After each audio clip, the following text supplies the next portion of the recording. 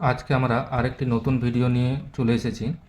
আজকে আমরা আলোচনা করব পশ্চিমবঙ্গের জাতীয় উদ্যানগুলো কতগুলো আছে সেই সম্পর্কে আমরা আলোচনা করব। বক্সা জাতীয় উদ্যান, যেটি জলপাইগুড়িতে অবস্থিত, বাঘ এবং বিভিন্ন পাখি জন্য বিখ্যাত। গরুমারা জাতীয় উদ্যান, এটিও জলপাইগুড়িতে অবস্থিত, এটি বিখ্যাত এক সিংহ গন্ডারের জন্য। জলদাপাড়া জাতীয় উদ্যান, যেটি অবস্থিত আলিপুরদুয়ারে, গন্ডারের জন্য বিখ্যাত। নেওড়াভেলি জাতীয় উদ্যান, এটি কালিম্পংয়ে অবস্থিত,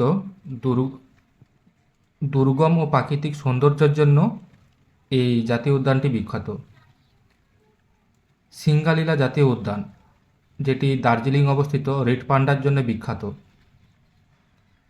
সুন্দরবন জাতীয় উদ্যান, যেটি পশ্চিমবঙ্গের বৃহত্তম জাতীয় উদ্যান, এটি অবস্থিত দক্ষিণ চব্বিশ পরগনা জেলায়।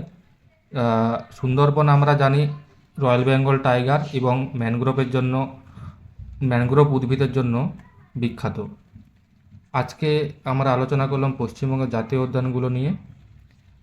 যদি এই তথ্যগুলি ভালো লাগে তাহলে অবশ্যই লাইক, শেয়ার, কমেন্ট এবং সাবস্ক্রাইব করে দেবে।